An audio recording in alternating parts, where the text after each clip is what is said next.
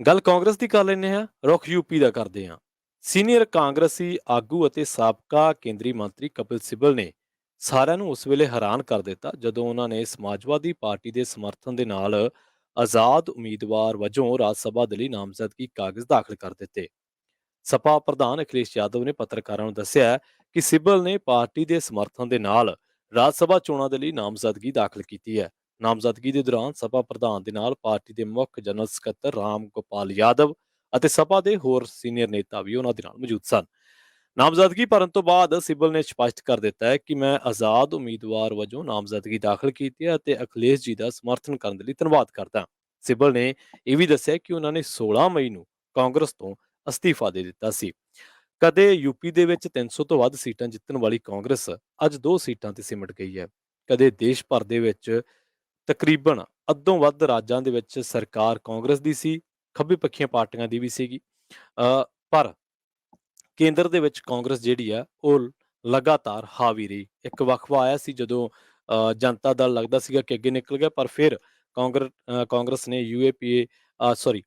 UPA ਦੇ ਰੂਪ ਦੇ ਵਿੱਚ ਵਾਪਸੀ ਕੀਤੀ ਤੇ 10 ਸਾਲ ਭਾਰਤ ਤੇ ਰਾਜ ਕੀਤਾ।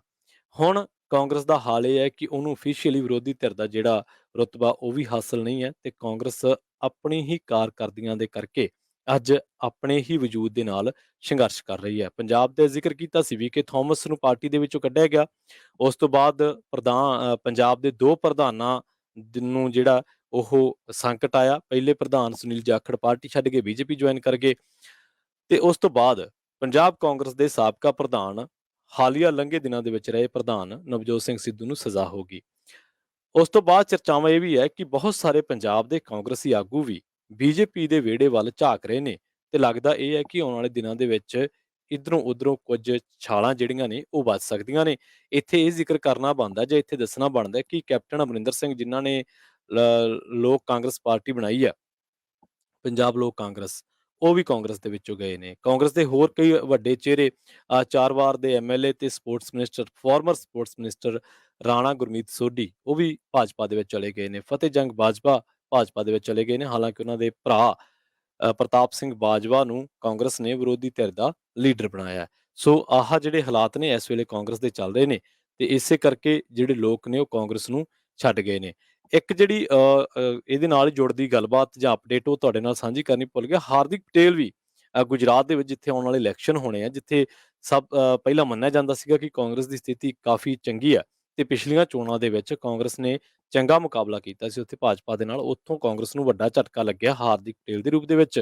ਹਾਰਦਿਕ ਪਟੇਲ ਪਾਰਟੀ ਛੱਡ ਗਿਆ। ਹਾਰਦਿਕ ਪਟੇਲ ਗੁਜਰਾਤ ਦੇ ਵਿੱਚ ਨੌਜਵਾਨੀ ਤਬਕੇ ਦੇ ਵਿੱਚ ਚੰਗੀ ਪੈਠ ਰੱਖਦਾ ਹੈ ਤੇ ਹਾਰਦਿਕ ਪਟੇਲ ਨੇ ਪਾਰਟੀ ਛੱਡਣ ਤੋਂ ਬਾਅਦ ਇਹ ਗੱਲ ਕਹੀ ਹੈ ਕਿ ਰਾਹੁਲ ਗਾਂਧੀ ਕੋਲੇ ਉਹਨੂੰ ਮਿਲਣ ਵਾਸਤੇ 5 ਮਿੰਟ ਦਾ ਟਾਈਮ ਨਹੀਂ ਸੀ ਤੇ ਮੇਰਾ ਖਿਆਲ ਹੈ ਕਿ ਰਾਹੁਲ ਗਾਂਧੀ ਜਿਹੜੇ ਆ ਉਹ ਹਾਰਾਂ ਦਾ ਰਿਕਾਰਡ ਬਣਾ ਚੁੱਕੇ ਆ, ਜੇ ਮੈਂ ਗਲਤ ਨਾ ਹੋਵਾਂ ਤਾਂ। ਇਹ ਇਸ ਵੇਲੇ ਕਾਂਗਰਸ ਦੀ ਜਿਹੜੀ ਹਾਲਤ ਆ ਕੋਈ ਬਹੁਤੀ ਵੱਖਰੀ ਨਹੀਂ ਆ। ਦੇਸ਼ ਭਰ ਦੇ ਵਿੱਚ ਜੋ ਕਾਂਗਰਸ ਦੀ ਹਾਲਤ ਆ ਤੇ ਪੰਜਾਬ ਦੇ ਵਿੱਚ ਅਕਾਲੀ ਦਲ ਦੀ ਹਾਲਤ ਇੱਕੋ ਜਿਹੀ ਆ। ਦੋਨੇ ਪਾਰਟੀਆਂ ਨੂੰ ਫਰਜ਼ੰਦ ਚਲਾ ਰਹੇ ਸੀਗੇ। ਇੱਕ ਪਾਸੇ ਸੁਖਬੀਰ ਸਿੰਘ ਬਾਦਲ ਚਲਾ ਰਹੇ ਸੀ, ਇੱਕ ਪਾਸੇ ਰਾਹੁਲ ਗਾਂਧੀ ਚਲਾ ਰਹੇ ਸੀਗੇ ਤੇ ਦੋਨੇ ਪਾਰਟੀਆਂ ਅੱਜ ਸੇਮ ਪੇਜ ਤੇ ਖੜੀਆਂ ਨੇ। ਆਪਾਂ ਰੁਖ ਕਰਦੇ ਹਾਂ ਅਗਲੀ ਖਬਰ ਦਾ। ਸਪਾਈਸ ਜੈਟ ਦੀ ਗੱਲ ਕਰਾਂਗੇ, ਸਾਈਬਰ ਹਮਲੇ ਦੀ ਗੱਲ ਕਰਾਂਗੇ। ਹਵਾਈ ਕੰਪਨੀ ਸਪਾਈਸ ਜੈਟ ਦੀ ਪ੍ਰਣਾਲੀ ਤੇ ਸਾਈਬਰ ਹਮਲਾ ਹੋਣ ਕਰਕੇ ਉਸ ਦੀਆਂ ਕਈ ਉਡਾਣਾਂ ਮਿੱਥੇ ਸਮੇਂ ਤੋਂ ਪਛੜ ਗਈਆਂ ਅਤੇ ਕਈ ਰੱਦ ਕਰਨੀਆਂ ਪਈਆਂ। ਕੰਪਨੀ ਨੇ ਬਿਆਨ ਦੇ ਵਿੱਚ ਕਿਹਾ ਹੈ ਕਿ ਰੈਨਸਮਵੇਅਰ ਹਮਲੇ ਤੇ ਆਈਟੀ ਟੀਮ ਨੇ ਕਾਬੂ ਪਾ ਲਿਆ। ਕੰਪਨੀ ਮੁਤਾਬਕ ਜਿਹੜੇ ਹਵਾਈ ਅੱਡਿਆਂ ਤੇ ਰਾਤ ਦੀਆਂ ਉਡਾਣਾਂ ਸੰਬੰਧੀ ਦਿੱਕਤਾਂ ਪੇਸ਼ ਆ ਰਹੀਆਂ, ਉਹਨਾਂ ਨੂੰ ਰੱਦ ਕਰਨਾ ਪਿਆ। ਸਪਾਈਸਜੈਟ ਨੇ ਵੀ ਕਿਹਾ ਹੈ ਕਿ ਇਸ ਮਾਮਲੇ ਉੱਤੇ ਮਾਹਰਾਂ ਅਤੇ ਸਾਈਬਰ ਅਪਰਾਧ ਅਥਾਰਟੀ ਦੇ ਨਾਲ ਤਾਲਮੇਲ ਜਿਹੜਾ ਉਹ ਕੀਤਾ ਜਾ ਰਿਹਾ। ਅਧਿਕਾਰੀਆਂ ਦੇ ਮੁਤਾਬਕ ਫਿਲਹਾਲ ਉਡਾਣਾਂ ਜਿਹੜੀਆਂ ਨੇ ਉਹ ਆਮ ਵਾਂਗ ਚੱਲ ਰਹੀਆਂ ਨੇ।